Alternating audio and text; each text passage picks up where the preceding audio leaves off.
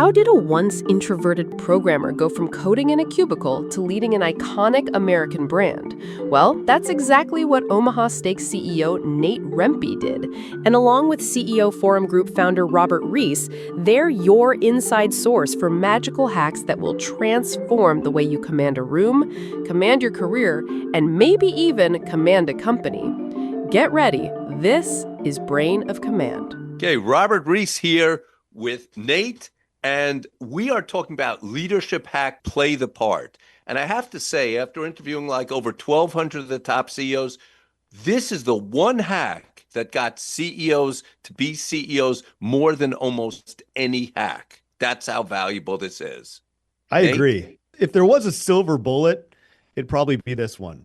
The idea is this, Robert, it's operating at the level of the role you want before it's officially yours. You do so in a way that makes it obvious to the organization that you belong in that role.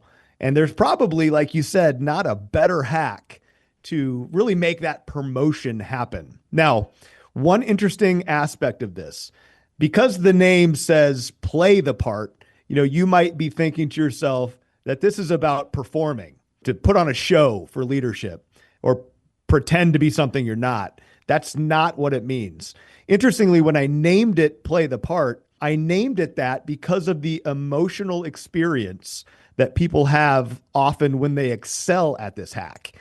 For example, if I'm a high performer, I would tend to have this feeling of imposter syndrome. Have you heard of that before, Robert? Imposter syndrome? Absolutely. Right. And so you almost feel when you're successful at the hack like you are impostering or you're playing the part, despite the fact that really what you're doing is you're forcing that feeling constantly on yourself of continuous improvement. Do I really deserve the role? Am I ready for the role? I think it's a very healthy feeling to constantly question oneself in order to positively push yourself forward in developing your capabilities. So play the part is not performing. It's actually pushing yourself to be in the role and to have the qualities and capabilities that the role requires. And so our guest today, Asheesh Advani, is the CEO of Junior Achievement. He could be the single most important person to talk about this very hack because Junior Achievement has 20 million experiences a year from over 4 million entrepreneurs. It's really about all of the future leaders in the world.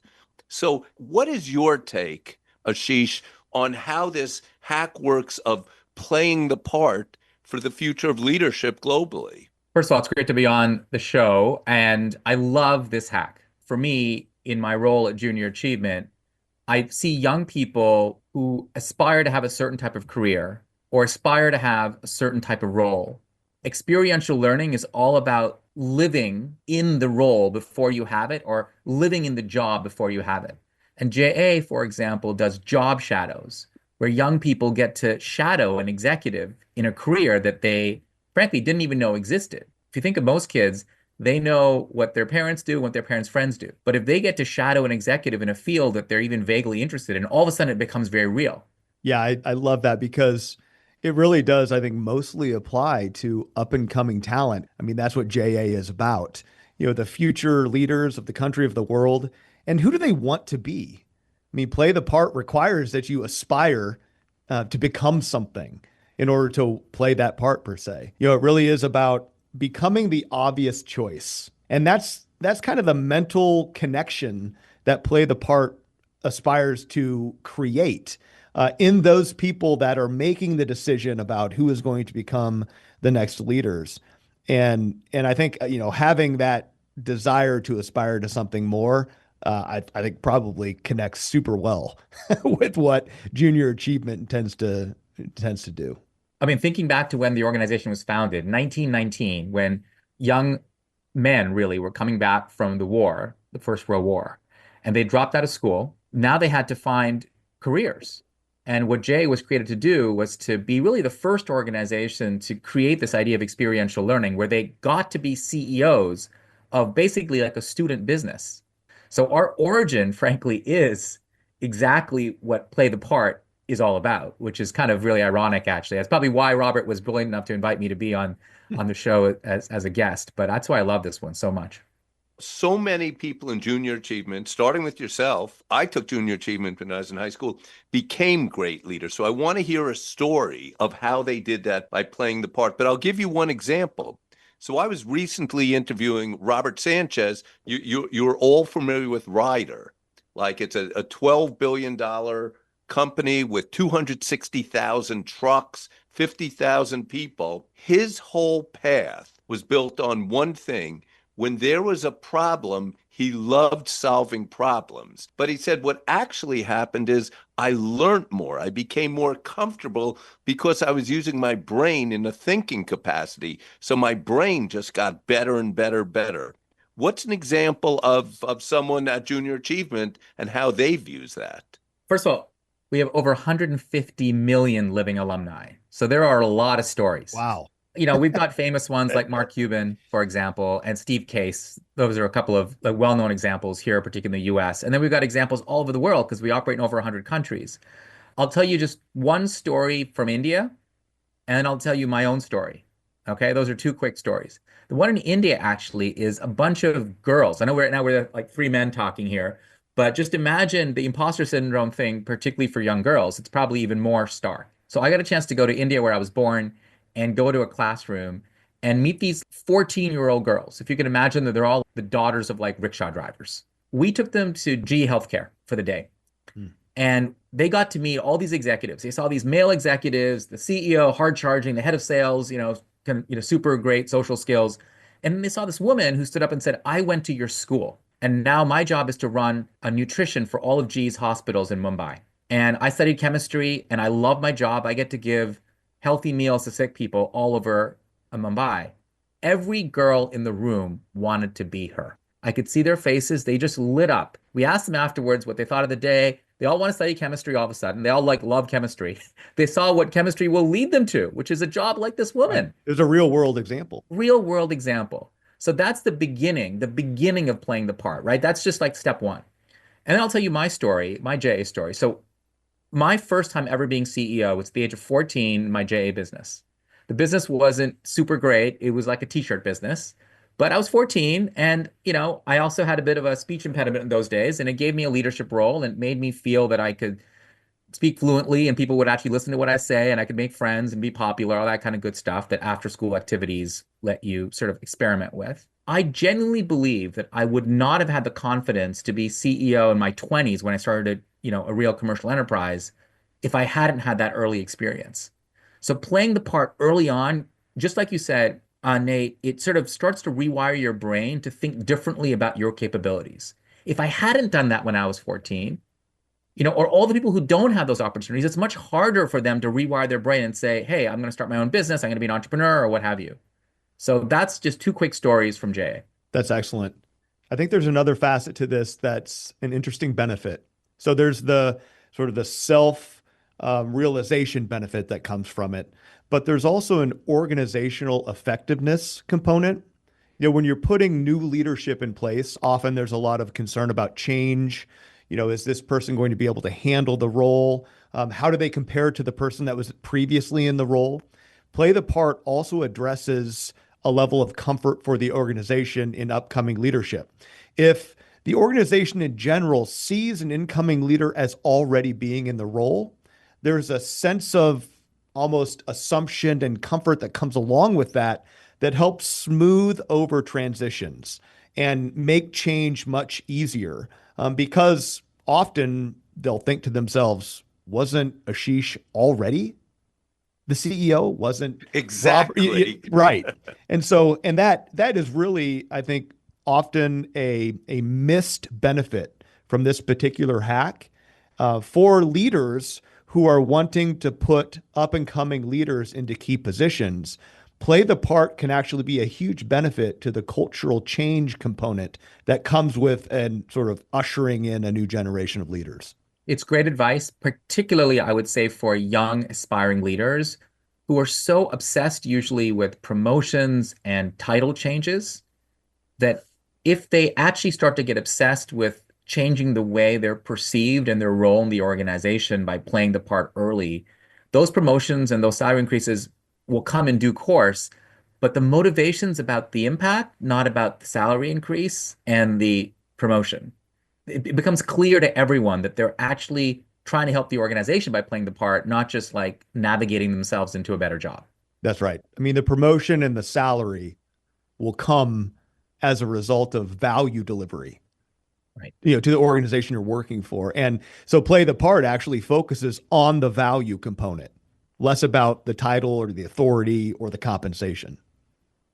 We're about to take a commercial break. When we come back, we're going to learn more about how you can play the part and how you can tell all your friends and your associates so that we can move more people into their role and their potential and success. Back in a few. We'll get back to the show in just a minute. First, I want to talk about the holidays. To me, the holidays are magical, and nothing delivers that magic quite like that unrivaled quality and taste of Omaha Steaks. Whether for business partners, employees, friends, family, Omaha Steaks is the perfect gift. And right now, you can save on unforgettable gifts with 50% off site-wide at omahasteaks.com. Plus, you'll get an extra $35 off with promo code CEO. With 5 generations of experience, they consistently deliver the world's best steak experience. And the gifting experts at Omaha Steaks have made it easy for you to deliver the perfect gift with thoughtfully curated packages featuring gourmet favorites. For a limited time, get 50% off site-wide at omahasteaks.com. Plus, our listeners get an extra $35 off with promo code CEO. That's 50% off omahasteaks.com and an extra $35 off with promo code CEO. Now that's magical. Hi, this is Robert and Nate back on Brain of Command, where we share the hacks that help escalate how people democratize success, how they achieve their whole goal. And I remember early on, I was asked to coach Ivan Seidenberg, the CEO of Verizon. I was like 27 years old. I hadn't done this, but I knew I had to play the part, which means you have to learn everything, do your homework, and be perfect.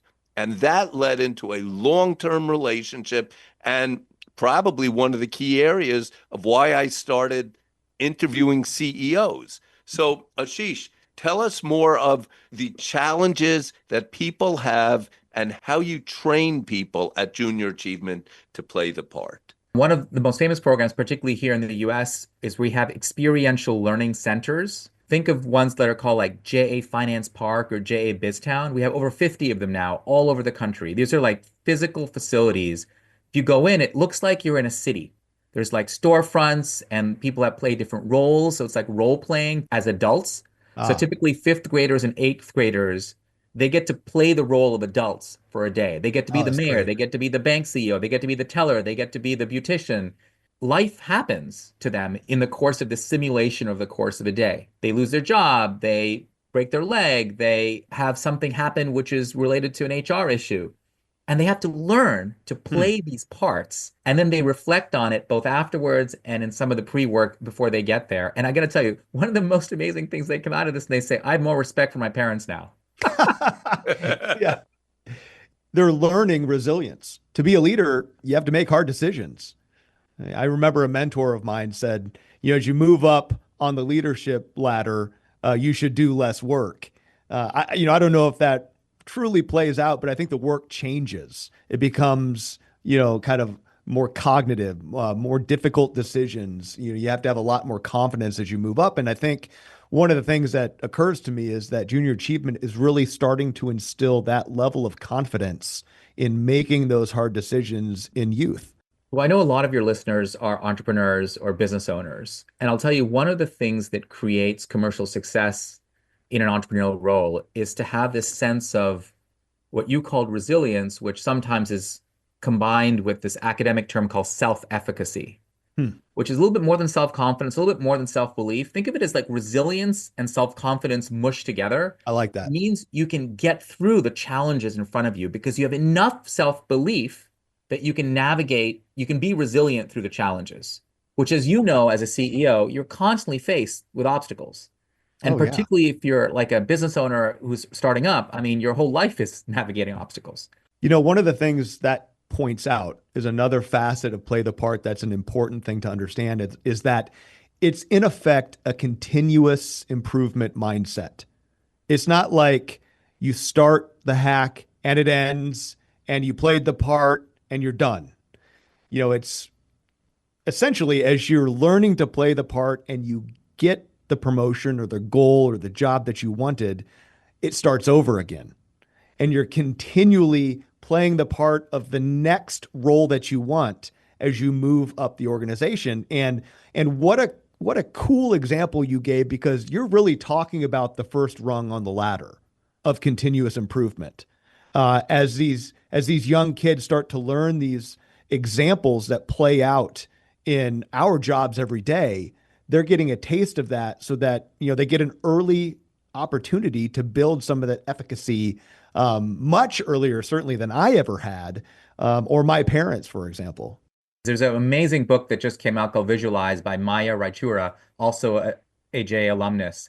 And her whole business, she's now Nike spokesperson for visualization, where it used to be physical fitness that you wanted to learn in school. Now it's mental fitness. So just like your hacks, in many ways, it's a form of building mental fitness for young people and aspiring leaders. That's just a different way to reposition it, but you can build the mental fitness muscles. Agreed. So I was thinking, Asheesh, before you were talking about the future of technology and how that's going to change, one of the biggest things is being ready for the future. And an example, I remember Lori Fouché. She became the first Black woman to be CEO of an insurance firm, and that was Fireman Fund. But she did it all through playing the part, through learning what is most advanced, and she would always take the hardest job. So right now we're moving into a phase of advanced technology. How do you teach when the world is going to be so different? How do you recommend people play the part? Well, technology, I think, as Nate said, creates all sorts of new opportunities. We used to think that virtual reality and the metaverse were ways to break mental and physical barriers to allow you to, see yourself and interact with people differently. Now I think we've evolved combining AI with different either wearables like glasses, like you mentioned, like the Meta glasses, or using AI even with holograms, where you're actually speaking to your future self. And so I really do believe that technology will make it easier for people who have less access to gain the ability to connect across geographies and across, sociological confines. I really think that goes back to the imposter syndrome, Asheesh. Fear can be one of two things. It can be an inhibitor or it can be an accelerator, holding oneself accountable. Do I have what it takes? Should I be in this role? Did they promote me too fast? Are fear-based motivators for me to self-actualize in that role. If you find yourself in a moment where you believe you deserve the role, I think that is a real risk of falling back to complacency. So I think imposter syndrome can be a very important tool to turn fear to a fuel. And so embracing imposter syndrome and recognizing that that feeling is really a sign that you're on the right track. It means you're stretching beyond your comfort zone, operating at a higher altitude, building the muscle memory you'll need when the title and authority actually arrive. I love that. Yeah. And on that note, that inspirational close, Nate, we are going to, I hate to say, but close this session of playing the part and thinking about what Nate said about the imposter syndrome. This is essential. Some of you will remember it was Friday the 13th of April, 2007. I did my first radio interview. I have to tell you, right then, it was David Neeleman, the founder of JetBlue. I felt that imposter syndrome. All I did with radio is I'd listen to it. And now all of a sudden I was the host for the first time. Now, after 1,200 of these interviews, you start to get familiar. But that's the same thing with playing the part. You have to get past the imposter syndrome, know you're doing it from the right place, and just go for it because you follow that, and that's how you drive success forward. Great having you as a guest on the show, Asheesh. You've inspired me. Thank you. Thanks, Asheesh. I wish we didn't have to stop. I could go another couple hours on this. One more thing for our listeners. Remember, everybody has a first day. Everybody has been in a role for the first time. And that's part of the jam. And so everybody in some sense is kind of learning on the fly, is impostering and playing the part. So play your part. If you already had the next role you wanted, would you behave differently than you do now? That's the essence of play the part. Think, speak, and behave like the leader you aspire to become. For more on today's hack, download the free Brain of Command companion guide at omahasteaks.com/podcast. Join us next time to see why understanding dollars can make sense for your personal brand. And don't forget to like, subscribe, and tell your colleagues that you're hacking your career with Brain of Command.